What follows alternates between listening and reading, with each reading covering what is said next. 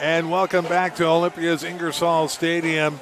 What a game here. 16-15, the final. Let me get the final up there as the Bears come back to win this one.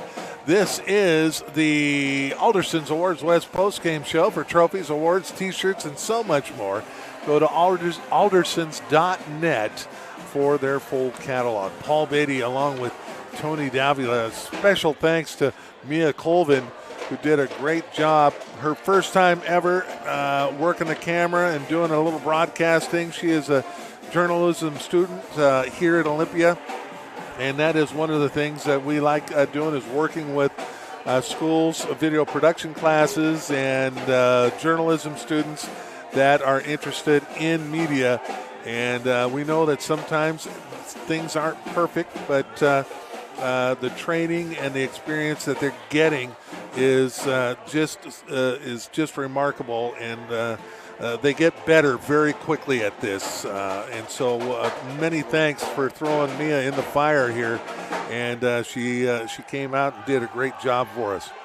Hey, coming into the second half, it was 9-6, and Issaquah and Olympia left it 9-6 until Olympia's second possession of the game. They started it with the ball on their own 45 with 2:40 left to go in the third. 4 plays, they would end up in a 4th and 1 and line up on the 27-yard line. They needed to get to the 26 for the first down.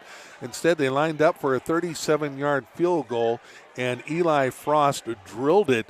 And that made it 9-9 with 11. That was the first play of the fourth quarter. 11:55 to go. A 37-yard field goal made it 9-9. Issaquah then got the ball back on their own 18-yard line.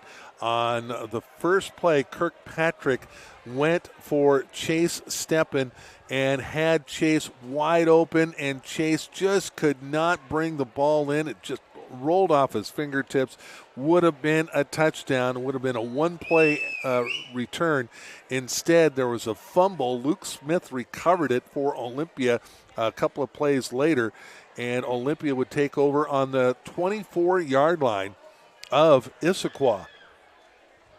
Issaquah's defense dug in. They held them for three straight plays, and again on a 4th and 1, Olympia decides to go for the field goal.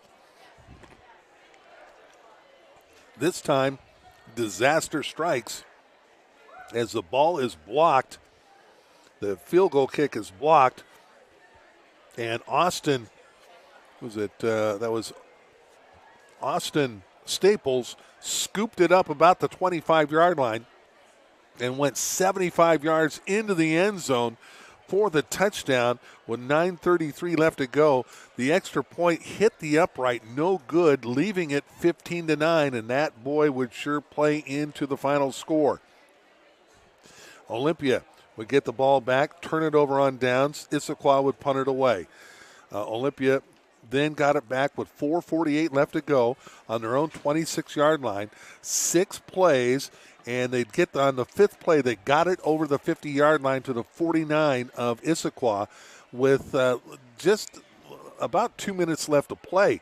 They were not hurrying at that time. I guess they knew exactly what they were doing, because on the next play, Tucker Downing found who was it? It was Dorr, right? Aiden Carr. Aiden Carr over the middle. He caught it about the 30-yard line, got by one defender, and gone. Touchdown. That tied it at 15-15. Frost comes in, boots the extra point. 16-15 with 1:44 left to go, and Olympia had the lead for the first time.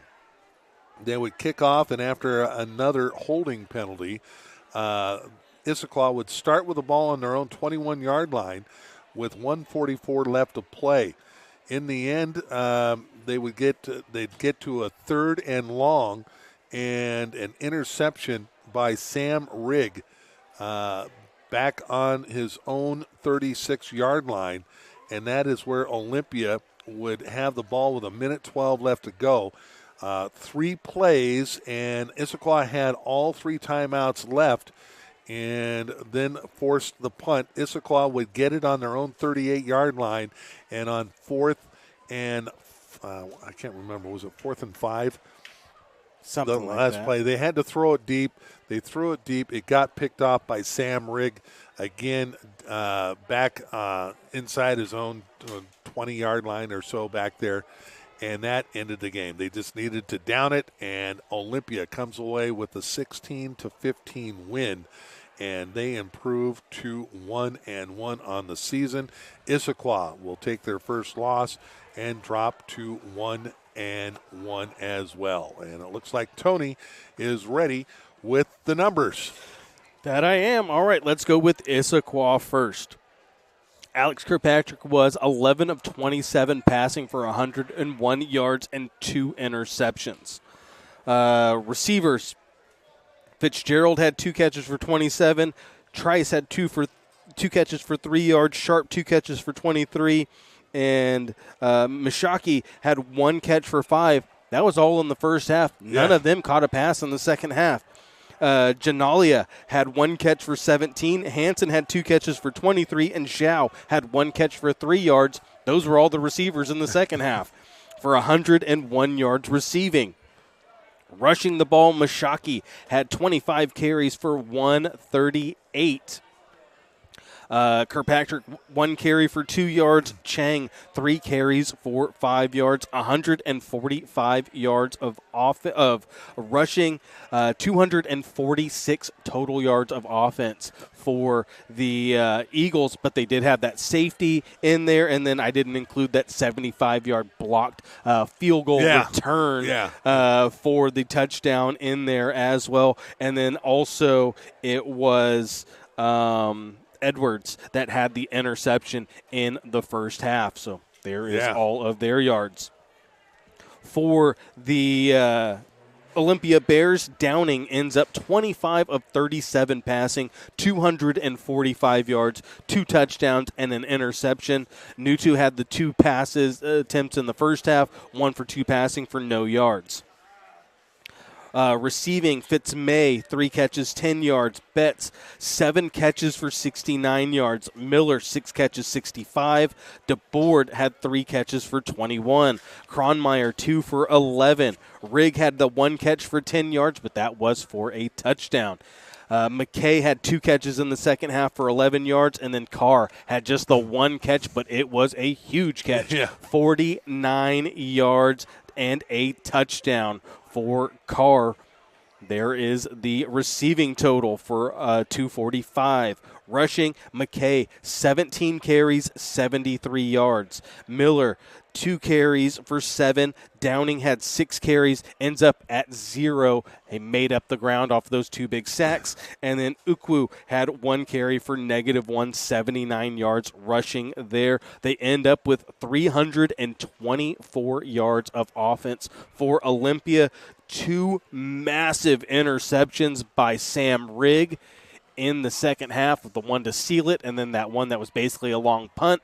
But he ends up with 2 picks in this game. And then Frost hits the 37-yard field goal as well.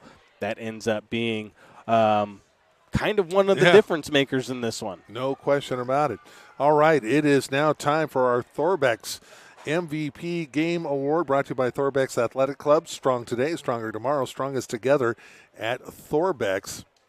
And Tony, it always goes to the winning team, and for the Olympia Bears, there's plenty to talk about here. Who do you like? To me, I think it's between 2 players, really. I think Downing, 25 of 37, 245, 2 touchdowns, big game for him. And then I liked Rigg.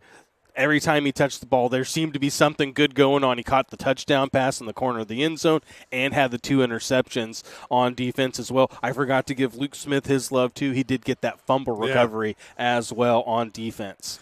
I like those 2 as well, but I also think I thought, Cannon Betts had a terrific game and came up with some really big plays. But on the defense, I really liked Hunter Liberty, man, he is one that stepped up.